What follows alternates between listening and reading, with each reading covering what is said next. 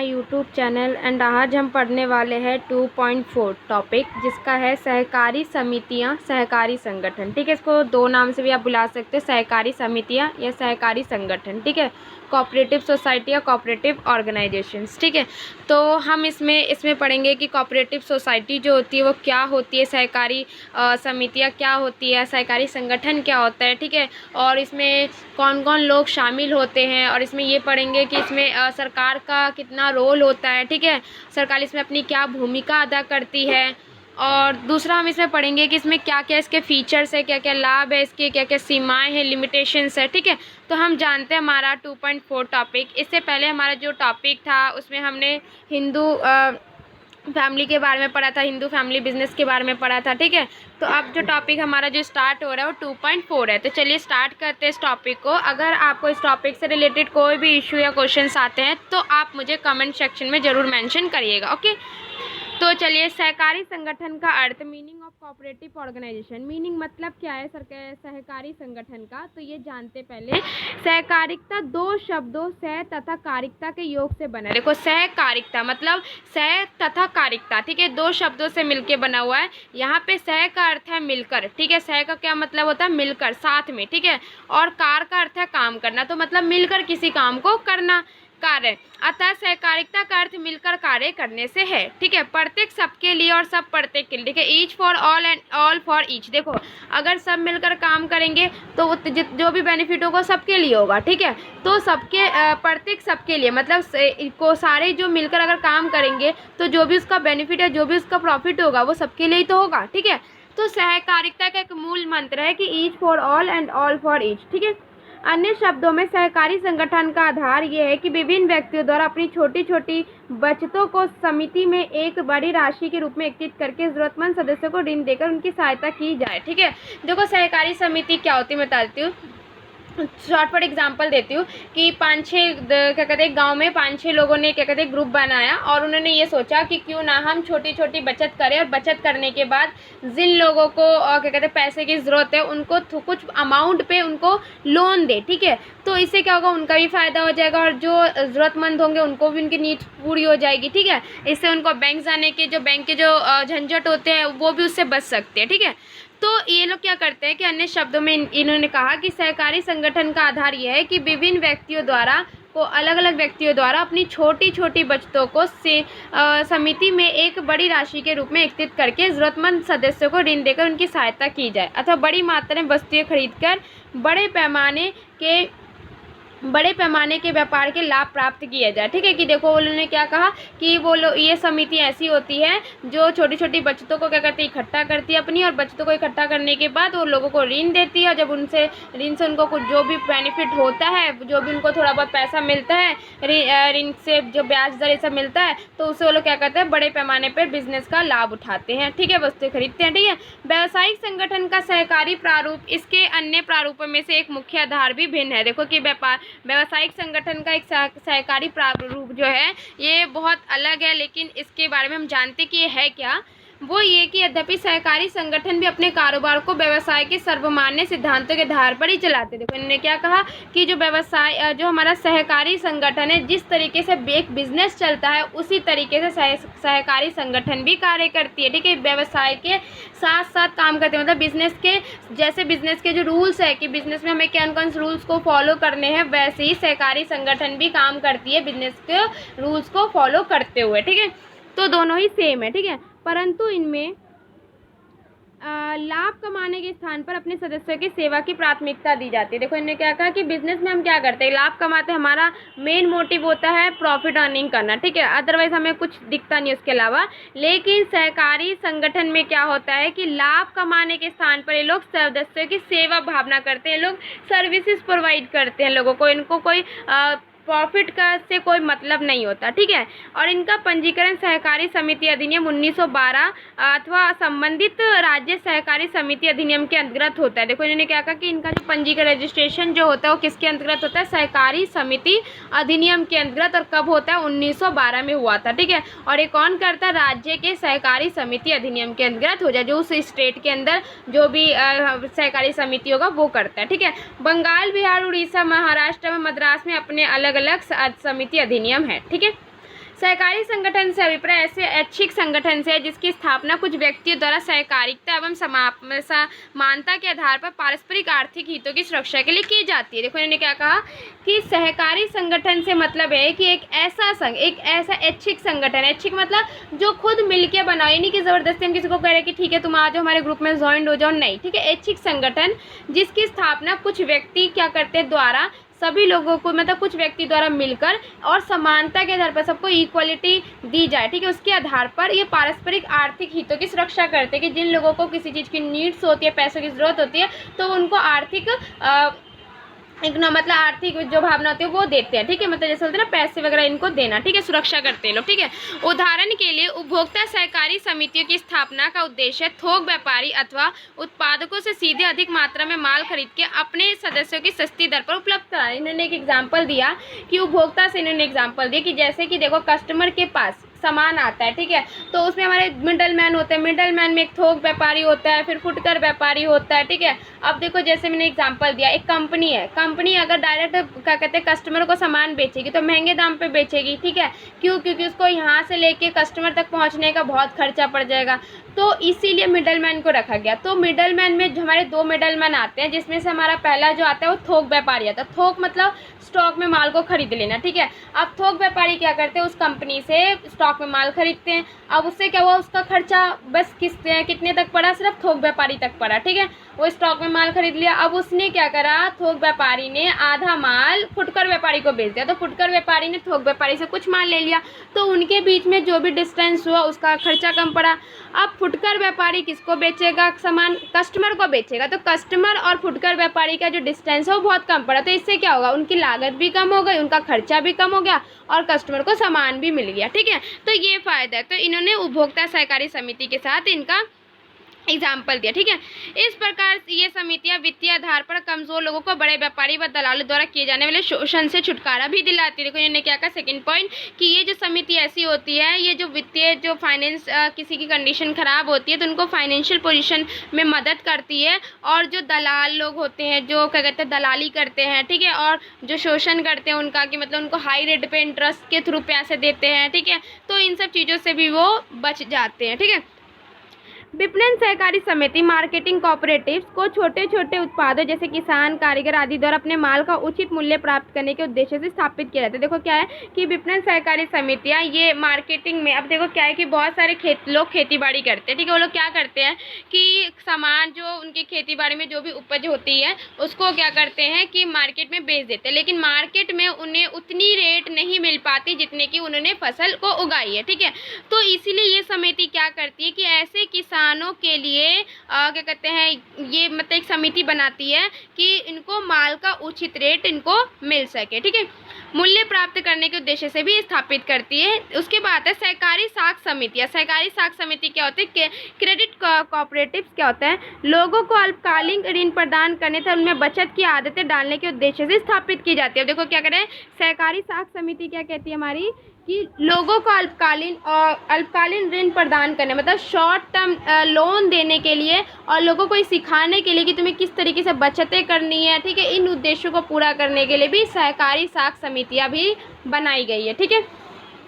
सहकारी खेतीहर समिति, अब ये कौन सी कोऑपरेटिव फार्मिंग सोसाइटी है, छोटे छोटे किसानों को सामूहिक रूप से खेती करने तथा बड़े पैमाने की खेती के लाभ प्रदान कराती है। देखो ये समिति ऐसी होती है कि छोटे छोटे जितने भी किसान होते हैं उन किसानों से साथ मिलकर कैसे खेती में काम करें और बड़े पैमाने पर अपने खेती के बिजनेस को बढ़ावा दे, इसके लिए भी ये समितियाँ बनाई जाती है, ठीक है। नेक्स्ट आता है हमारा है गृह समिति। गृह हाउसिंग कोऑपरेटिव कौन सी होती है, अपने सदस्यों को रिहायशी मकान आसान शर्तों पर उपलब्ध करवाती है तथा इसी प्रकार उत्पादक देखो इन्होंने क्या कहा, क्या कहते हैं गृह समिति क्या होती है कि जितने भी उसके सदस्य होते हैं उन सारे सदस्यों को रिहायशी मकान, मतलब जैसे कि किन्हीं के सदस्यों को मकान चाहिए होता है, ठीक है, तो वो कम ब्याज इंटरेस्ट पर लोगों को मकान दिलवाती है, ठीक है, और कुछ ही शर्तों पर ये उपलब्ध करवाती है, तो इससे इनको फ़ायदा हो जाता है लोगों को, ठीक है। तो ऐसी भी समितियां बनाई गई है गवर्नमेंट ने, ठीक है। तथा इसी प्रकार हमारा नेक्स्ट है उत्पादक सहकारी समिति, प्रोड्यूसर्स कोऑपरेटिव्स। क्या होता है? छोटे छोटे उत्पादकों को कच्चा माल, मशीनें आदि उपलब्ध करवाने के उद्देश्य से स्थापित की जाती है। अब देखो क्या है कि ऐसे बहुत सारे छोटे छोटे उत्पादक होते हैं, ठीक है, जो प्रोडक्शन करते हैं, उनको कच्चा माल, मशीनें ये सब उपलब्ध कराने के लिए कराने के उद्देश्य से भी ऐसी समितियों को उत्पन्न किया गया है। ठीक है, तो ये सारी समितियों के नाम थे और ये समिति क्या काम करती है, ठीक है, गवर्नमेंट ने लागू किए थे। ठीक है, तो आपको टोटल जो समिति है, पहला उपभोक्ता सहकारी समिति, दूसरा विपणन सहकारी समिति, तीसरा आपका सहकारी साख समिति, चौथा आपका सहकारी खेतीहर समिति, पांचवा आपका गृह समिति और छठा आपका उत्पादक सहकारी समिति। तो ये 6 समितियाँ आपकी, ठीक है, और ये जो अधिनियम बना था वो 1912 में बना था। ठीक है, तो ये आप याद कर लीजिएगा और ये आप चेक कर लीजिएगा कि सहकारी खेतीहर समिति इन सब के भी जो पंजीकरण है वो अलग अलग डेट के होते हैं। ठीक है, अब आता है सहकारी संगठन की परिभाषा, जो आपको मैंने पहले पढ़ाया था वही इसकी परिभाषा होती है। ठीक है, क्योंकि एग्ज़ाम में कभी भी परिभाषा लिखने को नहीं आता है, आपको पूरा डायरेक्ट पूछ लिएगा कि सहकारी समिति से आपका क्या अभिप्राय है या आप क्या समझते हैं। ठीक है, तो आप उसको बना के एग्ज़ाम में लिख सकते हैं, जो मैंने आपको बताया। ठीक है, इसकी डेफिनेशन कभी नहीं आता, आपसे ये नहीं पूछा जाएगा कि क्या कहते हैं, इन राइटर के थ्रू आप इनका डेफिनेशन बताइए। ओके, नेक्स्ट आता है हमारा सहकारी संगठन की विशेषता। अब देखिए इसकी क्या विशेषता है। फीचर ऑफ कोऑपरेटिव ऑर्गेनाइजेशन, स्वैच्छिक सदस्य, देखो वॉलेंट्री मेंबर्स, इनमें सदस्यता जो होती है बहुत आराम से बन जाती है। ये व्यक्तियों का एक स्वैच्छिक मतलब खुद की इच्छा से संगठन बना रहे, ठीक है, किसी से ज़बरदस्ती नहीं कर रहे। ठीक है, तो ये व्यक्तियों का एक स्वैच्छिक संगठन होता है, अर्थात किसी भी व्यक्ति के सहकारी समिति का सदस्य बनने के लिए बाध्य नहीं किया जा सकता। उसको जोर जबरदस्ती से आप उसको समिति में मेंबर में इंक्लूड नहीं कर सकते। ज़रूरी नहीं है कि आप उसको बोलो कि नहीं आ जाओ, क्या कहते हैं, तुम्हें फ़ायदा मिलेगा, ऐसा कोई कुछ नहीं। ठीक है, कोई भी व्यक्ति जब चाहे इसका सदस्य बन सकता है तथा किसी भी समय सूचना देकर इसकी सदस्यता को छोड़ सकता है। कोई भी व्यक्ति हो, किस भी कैटेगरी का हो, वो इसका सदस्य बन सकता है। और जब उसे इस सदस्य को मतलब इस सदस्य से रिटायरमेंट लेना है तो जितने भी मेंबर्स होंगे उनको इन्फॉर्म करना पड़ेगा और इससे। ठीक है, सदस्य छोड़ने पर नियम अनुसार सदस्य की पूंजी वापिस कर दी जाती है। देखो कि जब वो सदस्यता छोड़ देगा, उनका ग्रुप मेंबर छोड़ देगा, तो उससे उसकी जो भी उसकी ने कैपिटल लगाई थी उसमें उसको वो वापस कर दी जाएगी। ठीक है, यहाँ विशेष बात यह है कि कोई भी सदस्य अपने अंश को किसी अन्य व्यक्ति को हस्तांतरित नहीं कर सकता। देखो कि जैसे 3 फ्रेंड है, 3 फ्रेंडों ने अपने अपने पैसे मिलाए, 5-5 हज़ार रुपये मिलाए। ठीक है, और जो पहला है वो छोड़ रहा है, क्या कहते हैं, जो ग्रुप को, तो जो दूसरा जो ग्रुप है या तीसरा वाला जो क्या कहते हैं फ्रेंड है, वो अपने पैसे उसको ट्रांसफ़र नहीं कर सकता। उसने जो 5,000 अपना मिलाया सिर्फ वही लेके वो वापस निकल सकता है। बाकी दो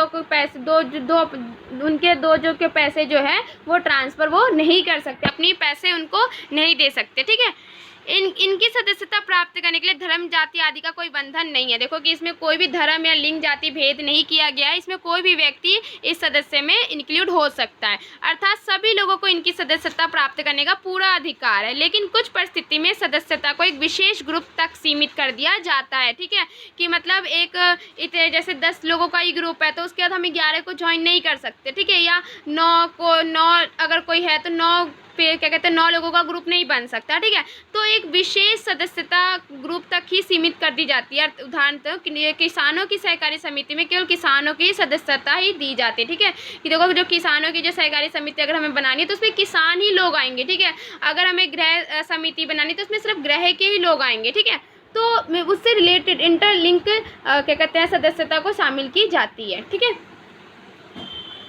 नेक्स्ट पॉइंट हमारा था वैधानिक स्थिति, लीगल स्टेटस क्या होता है। सदस्यता का कोई भी संघ अपने नाम के साथ सहकारी कोऑपरेटिव शब्द का प्रयोग नहीं कर सकता। देखो कोई भी संघ जो है वो अपने नाम के साथ सहकारी समिति का इस्तेमाल नहीं कर सकता जब तक कि वे सहकारी समिति अधिनियम 1912 अथवा संबंधित राज्य सहकारी समिति अधिनियम के अंदर पंजीकरण ना करवा ले। अगर उसने पंजीकरण नहीं करवाया है तो वो ये नहीं कह सकता कि मैं इस सहकारी समिति का मेंबर हूँ। ठीक है, आगे कह रहे सहकारी समिति का पंजीकरण हो जाने के बाद इसका अस्तित्व इसके सदस्य से अलग हो जाता है। कि जब वो पंजीकरण हो जाता है तो इसका जो अस्तित्व है उन सदस्य से अलग हो जाएगा। कि आप सदस्य जो है वो उसके क्या कहते हैं समिति अधिनियम में इंक्लूड हो चुके हैं। ठीक है, अतः समिति ना अपने नाम से संपत्ति रख सकती है। देखो जो भी संपत्ति है, समिति जो होती है वो अपने नाम पे संपत्ति रख सकती है, अनुबंध कर सकती है, एग्रीमेंट कर सकती है, समिति पर मुकदमा किया जा सकता है और ये भी अन्य पक्षकारों पर मुकदमा कर सकती है। देखो कि जब ये समिति बन जाती है,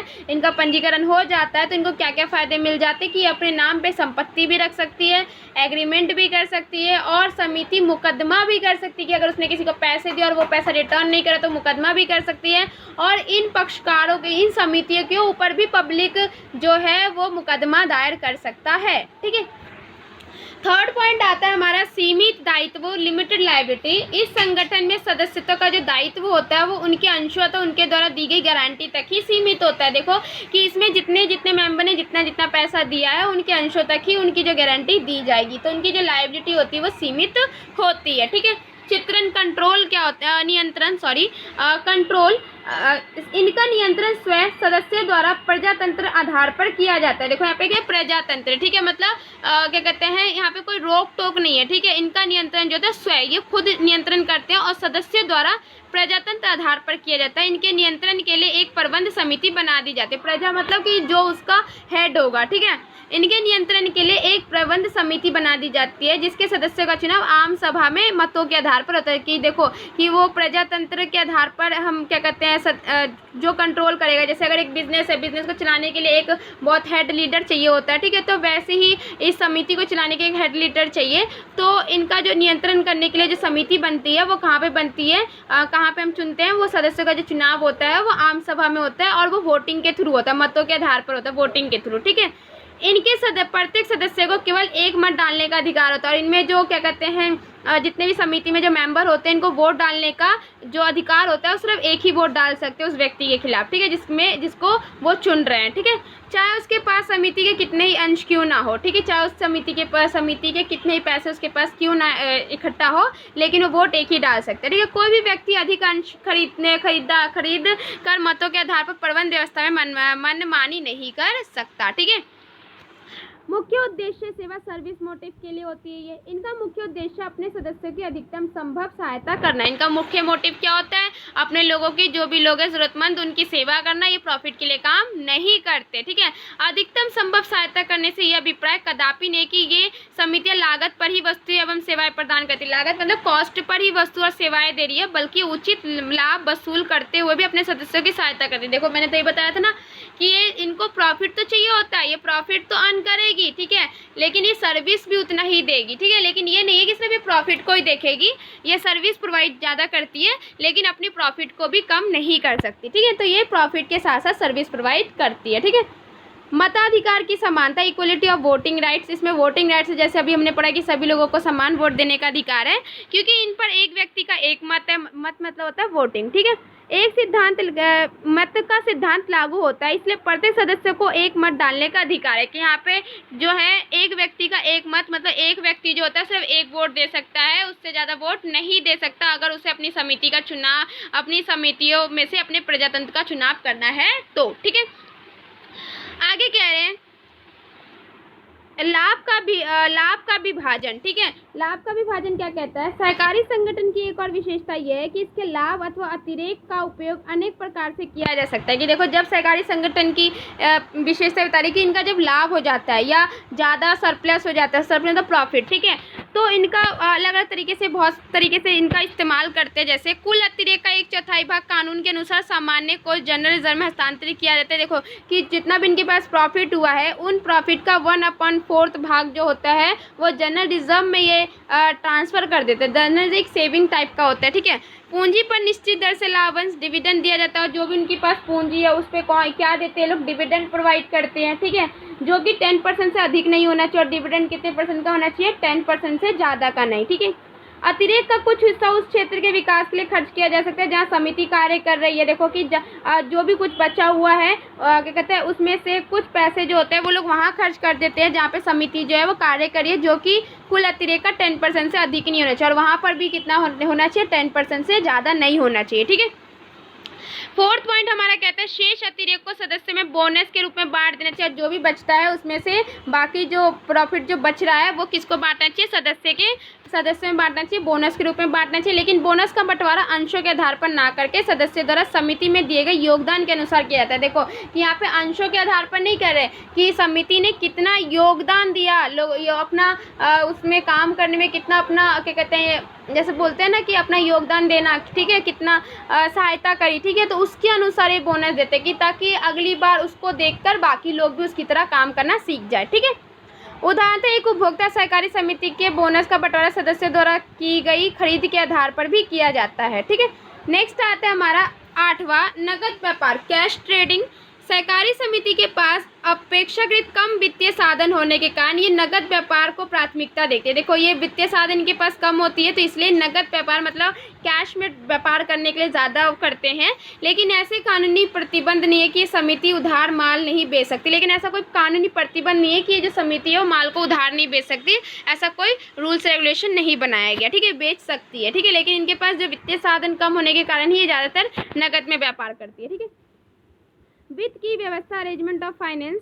सहकारी समिति को वित्त प्रदान करने वाले मुख्य स्रोत इस प्रकार है। पहला, सदस्य को बेचे गए अंशों से प्राप्त पूंजी। जो भी सदस्य को जो ये शेयर्स बेच रही है उससे उनको क्या मिलता है, डिविडेंड मिलता है, फायदा प्रॉफिट मिलता है, पैसा मिलता है, डिविडेंड जो होते हैं। ठीक है, जब हम शेयर्स बेच देते हैं तो उनको उससे क्या मिलता है, प्राप्त पूंजी मिलती है। ठीक है, सरकार से प्राप्त ऋण, सरकार से इनको लोन मिल सकता है, सरकार से प्राप्त अनुदान आदि, सरकार से इनको बहुत सारे फायदे मिल जाते हैं। ठीक है, सरकारी नियंत्रण, गवर्नमेंट कंट्रोल।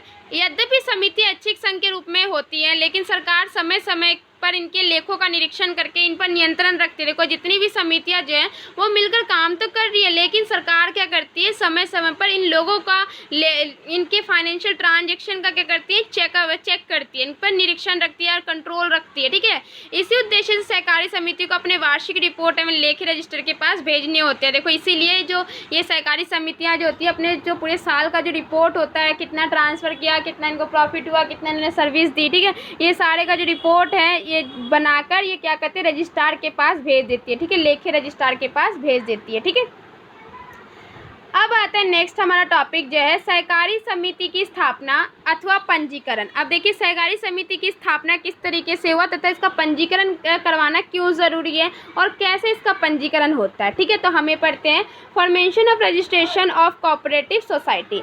सहकारी समिति की स्थापना अथवा पंजीकरण सहकारी समिति अधिनियम 1912 के अंतर्गत हुआ था। देखो कि सहकारी समिति की जो स्थापना थी या इसका पंजीकरण था वो किस में हुआ था, सहकारी समिति अधिनियम 1912 के अंतर्गत हुआ था। और यहाँ पे इन्होंने कहा कि बंगाल, बिहार, उड़ीसा, महाराष्ट्र एवं चेन्नई में अपने अलग अलग समिति अधिनियम है। देखो इन्हें इन जगहों पे जो इन क्या कहते हैं ये जो राज्य बोले गए हैं इन राज्यों में 1912 नहीं है समिति अधिनियम, यहाँ पे अलग अलग है। ठीक है, प्रत्येक राज्य में एक सहकारी समिति रजिस्ट्रार होता है। अब देखो क्या बोला गया कि हर एक राज्य में सहकारी समिति जो होता है वो एक रजिस्ट्रार अलग अलग होता है हर एक राज्य में। ठीक है, जो लोग सहकारी समिति स्थापना करना चाहते हैं उन्हें संबंधित रजिस्ट्रार के पास प्रार्थना पत्र देना होता है। जो लोग भी चाहते हैं कि हम एक सहकारी समिति बनाना चाहते हैं, स्थापित करना चाहते हैं, तो उन्हें उसके बारे में डिटेल जो होती है वो रजिस्ट्रार के पास प्रार्थना पत्र, एक लेटर जो होता है वो निवेदन के लिए भेजना पड़ता है। प्रार्थना पत्र में निम्नलिखित सूचना दी जाती है, जैसे प्रस्तावित समिति का नाम कि उन्होंने एक जो कौन कौन सी समिति है। ठीक है, दूसरा प्रस्तावित समिति का उद्देश्य, इनका क्या उद्देश्य है, अंश पूंजी का विवरण, कौन कौन कितना कितना शेयर्स देगा, पैसे देगा। ठीक है, सदस्यों के अधिकार, कर्तव्य, उत्तरदायित्व, सदस्य के क्या अधिकार है, उनका क्या कर्तव्य है, उनका क्या उत्तरदायित्व है। ठीक है, सदस्य प्राप्ति की विधि, ठीक है, कि जितने भी सदस्य हैं वो किस टाइम ड्यूरेशन तक काम करेंगे। ठीक है, इसके बारे में कम से कम सदस्य के नाम एवं पते, जितने सदस्य कम है उन सारे सदस्य के नाम और उसके पते देने होंगे। समिति के नियम और इन समिति के क्या रूल्स रेगुलेशन है वो सारे नियम भी, तो ये सारी चीज़ें जो होगी वो रजिस्ट्रार के पास एक लेटर में रिक्वेस्ट करके हुए भेजना पड़ेगा। ठीक है, प्रार्थना पत्र। ठीक है, अब कह रहे हैं कि क्या कहते हैं, यदि रजिस्ट्रार प्रार्थना पत्र में दी गई सूचनाओं से संतुष्ट हो जाता है तो सहकारी समिति को रजिस्ट्रेशन करा दिया जाता है। ठीक है, समिति का रजिस्ट्रेशन होते से पृथक वैधानिक अस्तित्व प्राप्त हो जाता है। पृथक वैधानिक अस्तित्व प्राप्त हो जाता है कि मतलब कि कानून की नज़र में ये आपका पूरी तरीके से लीगल है। ठीक है, अर्थात समिति को अपने नाम में संपत्ति रखने, देखो, अनुबंध कराने तथा दूसरों के विरुद्ध मुकदमा दायर करने का अधिकार प्राप्त होता है। क्यों? क्योंकि कानून की नज़र में पूरी तरीके से लीगल हो जाता है। ठीक है, तो आप भी क्या कहते हैं, इन पे के मतलब मुकदमा दायर कर सकते हैं, और ये जो समिति होती है ये भी पब्लिक पे मुकदमा दायर कर सकती है। ठीक है, सहकारी समिति के अधिकार, इनके क्या क्या अधिकार होते हैं? पहला, सहकारी समिति को चलाने के लिए कुछ सदस्य कुछ अधिकारों का चयन करते हैं जो निम्नलिखित है। ठीक है, प्रधान, उप प्रधान, सचिव और खजांची। ठीक है, अब देखिए क्या है, प्राय प्रत्येक 2 वर्ष के बाद समिति के अधिकार का पुनः चयन किया जाता है। देखो कि इन्होंने एक नोट दिया कि हर 2 वर्ष के बाद जो भी समिति के जो अधिकार होते हैं उनका दोबारा से चयन किया जाता है। ठीक है, अब हम पढ़ते हैं सहकारी समितियों के प्रकार। कितने तरह के सहकारी समिति होते हैं? कार्य की प्रकृति के आधार पर सहकारी समितियों को अनेक भागों में बांटा गया है। ठीक है, मुख्य सहकारी समितियां निम्नलिखित है। पहला, उपभोक्ता सहकारी समिति, उत्पादक सहकारी समिति, सहकारी विपणन समितियां, सहकारी साख समितियां, सहकारी खेतीहर समितियां, सहकारी गृह समितियां। ये हमने पहले भी थोड़े से टॉपिक में हमने जाना था। ठीक है, तो सबसे पहले हम जानते हैं उपभोक्ता सहकारी समिति। ठीक है, अब हमारा जो टॉपिक है सहकारी संगठन के लाभ। ठीक है, सहकारी संगठन के क्या लाभ है? इससे पहले जो हमारा जो टॉपिक था उपभोक्ता सहकारी समिति, उत्पादक सहकारी समिति, इसके बारे में मैंने आपको ऊपर वाले टॉपिक में बता रखा है। ठीक है, तो आप वहां से जाके इसको क्लियर कर लीजिएगा। ये शॉर्ट्स में आपको प्रकार बताएं कि कितने तरह की समितियों के प्रकार आते हैं। अगर एग्जाम में आपको आता है तो आप वो वाली चीज़ जो है यहाँ पे लिख सकते हैं, क्योंकि पूरे 6 के 6 जो आपके समितियाँ हैं वो सेम है। ठीक है, तो नेक्स्ट जो हमारा जो टॉपिक है वो सहकारी संगठन के लाभ है। मेरिट ऑफ कोऑपरेटिव ऑर्गेनाइजेशंस, जिसमें हमें दे रखा है फर्स्ट पॉइंट है सरल स्थापना, इजी फॉर्मेशन। ये बहुत इजीली तरीके से आप इसकी स्थापना कर सकते हैं। सहकारी समिति एक ऐच्छिक संगठन के रूप में सरलता से स्थापित की जा सकती है। देखो, जो सहकारी समिति जो होती है अपनी इच्छाओं के अनुसार एक संगठन बना सकती है संगठन के रूप में, और बहुत इजी तरीके से ये इनको स्थापित कर सकती है। कोई भी 10 वयस्क, मतलब कोई भी 10 मतलब लोग, अडल्ट मतलब होते हैं ना कि जो 18 साल से ऊपर हो गए। ठीक है, तो कोई भी 10 वयस्क व्यक्ति सहकारी समिति के रजिस्ट्रार से पंजीकरण करवाकर सहकारी समिति स्थापित कर सकती है। ठीक है, इसके लिए कोई विशेष मुश्किल तथा महंगी वैधानिक कार्रवाई की आवश्यकता नहीं होती। कोई महंगी नहीं होती, कॉस्टली नहीं होती, और कोई इतना ज़्यादा क्या कहते हैं आपके लिए मुश्किल नहीं है। ठीक है, सीमित दायित्व, लिमिटेड लायबिलिटी होती है। इस संगठन में सदस्य को जो दायित्व होता है उनके अंशों अथवा उनके द्वारा दी गई गारंटी तक सीमित होता है। ठीक है, थर्ड पॉइंट आता है स्टेबिलिटी, स्थायित्व क्या होता है? पृथक वैधानिक अस्तित्व होने के कारण, पृथक वैधानिक अस्तित्व का मतलब होता है कि ये खुद में ही एक अस्तित्व है इसका। ठीक है, इसको कोई तोड़ या उसको कोई क्या कहते हैं इस पर कोई प्रभाव नहीं डाल सकता, ये जल्दी खत्म नहीं हो सकता। ठीक है, क्या कहते हैं अस्तित्व होने के कारण सहकारी समितियों के स्थायित्व का गुण पाया जाता है। अर्थात सदस्यों की मृत्यु तथा उनके दिवालिया होने का समिति के अस्तित्व को कोई प्रभाव नहीं पड़ता। कि सपोज 10 लोग आपस में एक समिति बना रखे और उनमें से एक जो मेंबर है उसकी डेथ हो जाती है, वो पागल हो जाता है, इनकेस वो क्या कहते हैं छोड़ के जा रहा है, तो इससे वो इस्टेब्लिश ही रहेगा, वो समिति खत्म नहीं होगी, वो समिति कंटिन्यूस चलती रहेगी। तो इसलिए इसको पृथक वैधानिक अस्तित्व बोलेंगे, कभी ना टूटने वाला एक वैधानिक अस्तित्व है। ठीक है, प्रजातांत्रिक प्रबंध मैंने आपको तभी बताया था, डेमोक्रेटिक मैनेजमेंट है। सहकारी संगठन में प्रतिनिधियों का चुनाव एक सदस्य एक मत के आधार पर किया जाता है। इनका क्षेत्र सीमित होने के कारण लगभग सभी सदस्य सभाओं में उपस्थित होकर अपने विचार प्रस्तुत करते तथा सभाओं में प्रॉक्सी की अनुमति नहीं होती। प्रॉक्सी, इसमें जो सभाएं होती हैं उनमें जो प्रॉक्सी होता है उनकी अनुमति नहीं दी जाती। ठीक है, प्रॉक्सी वो है जो मेंबर के जो ग्रुप है ना वो। ठीक है, प्रॉक्सी। ठीक है, अब आता है हमारा कम क्रियात्मक खर्चे, लेजर ऑपरेटिंग एक्सपेंस। प्राय सहकारी समितियों के प्रशासनिक खर्चे बहुत कम होते हैं। देखो, जो सहकारी समिति के जो प्रशासनिक खर्चे जो होते हैं ना, जो क्या कहते हैं जो भी वो लोग मैनेजमेंट में कर रहे हैं, काम वगैरह कर रहे हैं, ठीक है, तो वो जो खर्चे होते हैं वो बहुत कम होते हैं, क्योंकि अनेक सदस्य बिना कुछ प्रतिफल लिए ही प्रबंधक की सेवा प्रदान करते हैं। और इनमें बहुत सारे लोग होते हैं तो ये आपस में मिलकर काम कर लेते हैं, तो इनका प्रतिफल जो अच्छा बन जाता है। ठीक है, प्रबंधक के मैनेजमेंट के थ्रू सेवाएँ करते हैं। ठीक है, समिति को विक्रय बढ़ाने के लिए विज्ञापन आदि की भी जरूरत नहीं होती तथा लगभग सारा विक्रय नकद होने के कारण डूबत ऋण की भी हानि नहीं होती। देखो कि सारा इनका समिति जो होती है, ये जो सारी समितियां हैं, ये जो अपना जो माल जो है वो माल का मतलब जो भी प्रोडक्ट का विज्ञापन भी मतलब विज्ञापन करने की भी इन्हें ज़रूरत नहीं होती। और ये लोग क्या है कि कैश में सामान को बेचते हैं। ठीक है, तो कैश में बेचने से ये होता है कि इनका जो डेटर्स होता है, ठीक है, जो बेड डेट्स होते हैं, ठीक है, उनका भी इनको डर नहीं होता, क्योंकि बेड डेट्स क्या है कि सामान ले लिया, पैसे नहीं दिया, उधार पे सामान लेके चला गया, ठीक है, कल को देगा पैसे या नहीं देगा, ठीक है, तो इससे क्या होगा कि इनका लॉस हो जाता है कभी कभार। तो ये चीज़ भी नहीं रहता, क्योंकि ये सारा जो सामान होता है वो कैश में ही बेचते हैं। ऐसा नहीं है कि लोग क्या कहते हैं उधार पे नहीं देते, देते हैं, ऐसा कोई क्या कहते हैं रूल्स नहीं है, लेकिन ये ज़्यादातर कैश में ही सामान दिया जाता है, ठीक है। कर लाभ टैक्स एडवांटेजेस, सहकारी समितियों को अपनी आय पर आयकर में छूट दी जाती है। देखो ये सहकारी जो समिति है उनकी जो इनकम है उस पर क्या होता है, टैक्स छूट दी जाती है। इनको स्टैंप ड्यूटी, रजिस्ट्रेशन फीस आदि में भी छूट दी जाती है। इनको जो स्टैंप ड्यूटी या रजिस्ट्रेशन फीस जो भी गवर्नमेंट की तरफ से कराना पड़ता है, इसमें भी इनको छूट मिलती है। सरकारी संरक्षण, क्या कहते हैं, स्टेट पैट्रन, सरकार सहकारी समितियों को वित्तीय अनुदान एवं आसान शर्तों पर ऋण देकर इनकी सहायता करती है। देखो जो भी है सरकार जो होती है, जितने भी सहकारी समिति है उनको फाइनेंशियल क्या कहते हैं, फाइनेंशियल मतलब फ़ायदा देती है, ठीक है। जैसे वित्तीय अनुदान में आसान शर्तों पर ऋण देती है, ठीक है, मतलब ज़्यादा शर्त भी नहीं होती और इनको ऋण जो होता है आराम से मिल जाता है सरकार की तरफ से, ठीक है। इनकी सहायता करती है, क्योंकि इन समितियों का उद्देश्य जो होता है समाज के गरीब लोगों का विकास करना होता है। अपने लिए लोन नहीं लेती है, जो भी लोन लेती है वो किसके लेती है, समाज के लोगों के लिए लेती है। तो इसलिए सरकार का इनके प्रति जो आदर जो है, रवैया जो होता है बहुत अच्छा रहता है, ठीक है। इसलिए इनको लोन प्रोवाइड कर देती है सरकार, ठीक है। सस्ती दर पर वस्तु उपलब्ध कराना, supply of goods at cheaper rate, क्योंकि समितियां वस्तुएं सीधे ही थोक व्यापारी अथवा उत्पादकों से बड़ी मात्रा में खरीदती है। जो समिति होती है ना, वस्तुओं को सीधे किससे खरीदती है, थोक व्यापारी से, ठीक है, अथवा उत्पादकों से बड़ी मात्रा में खरीदती है, इसलिए इनको वस्तुएं सस्ती दर पर मिल जाती है। यही कारण है कि समिति अपने सदस्यों को बाजार से कम दर पर वस्तुएं विक्रय कर को लाभ पहुँचाती है। मतलब ये जो समिति होती है वो क्या कहते हैं, कंपनी से इकट्ठा माल खरीद लेती है और क्या कहते हैं खरीदने के बाद उसको कम रेट में क्या कहते हैं जो भी लोग होते हैं उनको बेचती है, तो उनको सस्ते मिल जाते हैं, ठीक है।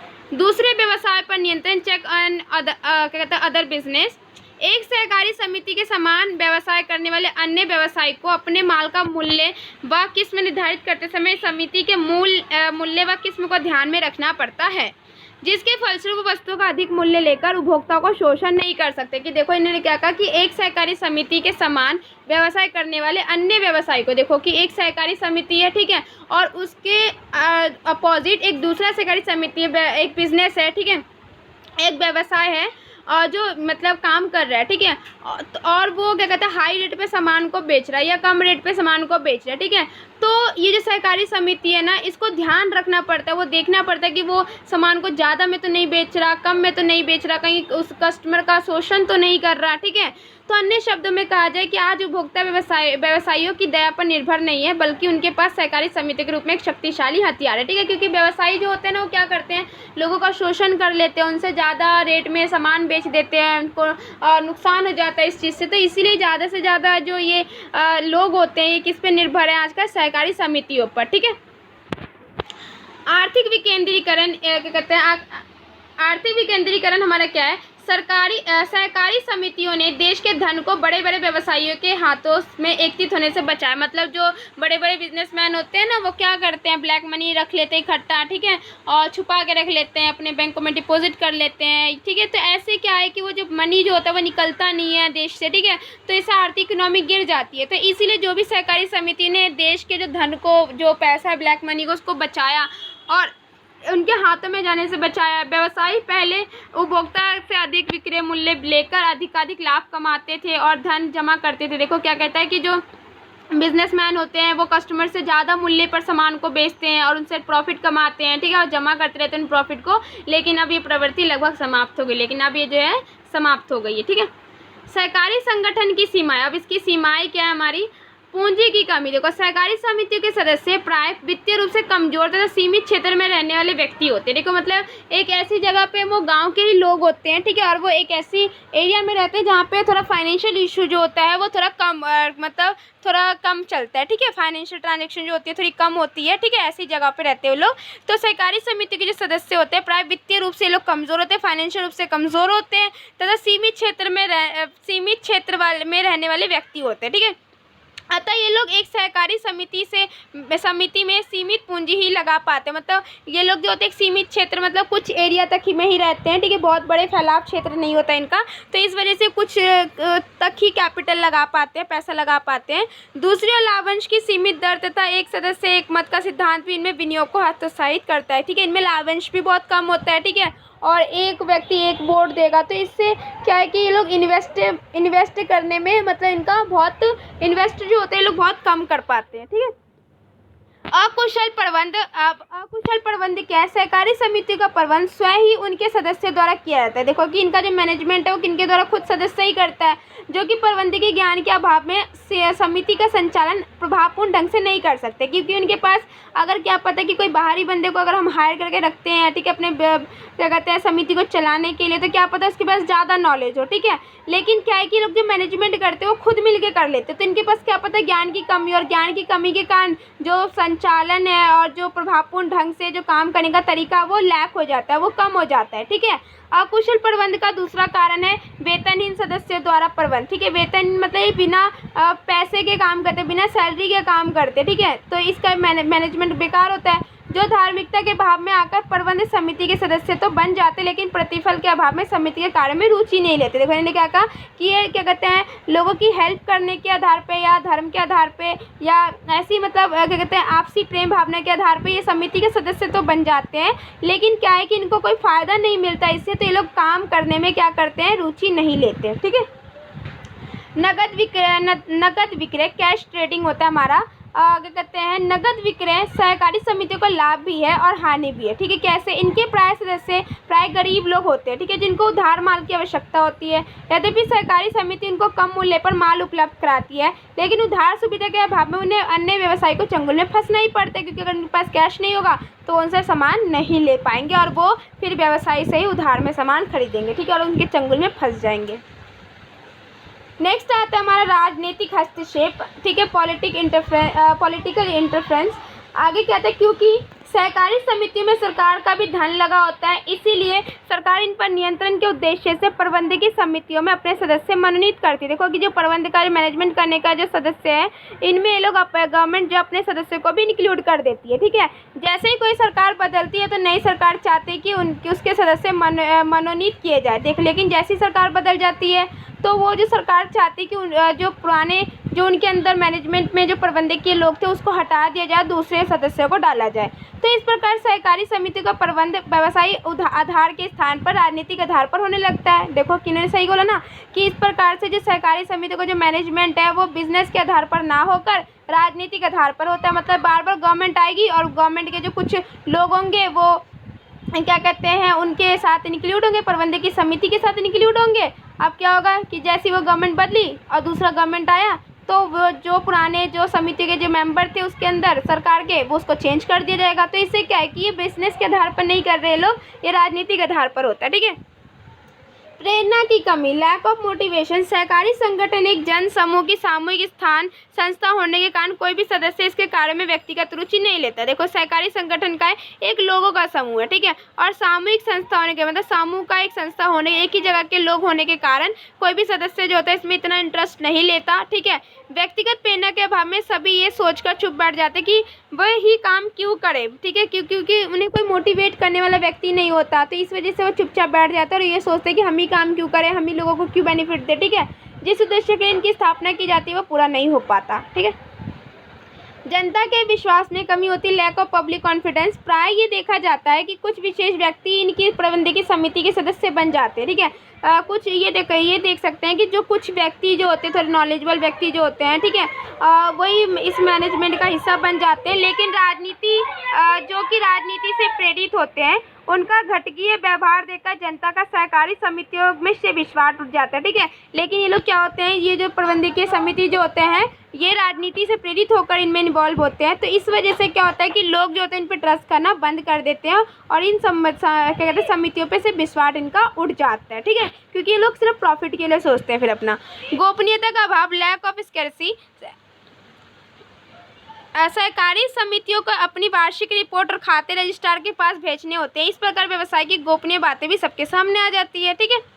आपसी झगड़े, ठीक है, म्यूचुअल डिस्प्यूट्स। प्राय ये देखा जाता है कि जिस जोश के साथ ये समिति स्थापित की जाती है, कुछ ही समय के बाद वो ढीला पड़ जाता है। यह कारण है कि कुछ सदस्य इनके माध्यम से स्वार्थ सिद्ध करना चाहते हैं तथा दूसरे सदस्य उनका विरोध करते हैं। देखो, कुछ सदस्य ऐसे होते हैं जो अपने फायदे के लिए काम करते हैं और कुछ लोग जो होते हैं उनका विरोध करते हैं कि ऐसा नहीं करना चाहिए, ठीक है, जिसके परिणाम स्वरूप आपसी झगड़े लग जाते हैं और इस वजह से संस्था जो होती है वो धीरे धीरे विकास की तरफ ना जाके गिरावट की तरफ आ जाती है। ठीक है, तो आज का जो चैप्टर था हमारा यहीं तक था। ठीक है, थोड़ी बहुत इसमें क्या कहते हैं, आपको जो भी इशू या कोई भी कॉन्सेप्ट आपका क्लियर नहीं होता है तो आप मुझे जो है वो कमेंट सेक्शन में मेंशन कर दीजिएगा। ठीक है, और चैनल को लाइक शेयर सब्सक्राइब ज़रूर करिएगा ताकि मुझे मोटिवेशन मिल सके और मैं और भी चैप्टर्स की वीडियो जो है वो अपलोड कर सकूँ। ठीक है, देन मैं अनदर क्लास के भी जो वीडियोज़ होंगे वो चैनल पे ज़रूर लाऊंगी। ठीक है, तो मुझे ये जो चैप्टर है और इस चैप्टर का जो कॉन्सेप्ट था वो इतने तक ही था। ठीक है, इसके बाद हम नेक्स्ट जो टॉपिक पढ़ेंगे वो हमारा 2.5 होगा। ये 2.4 था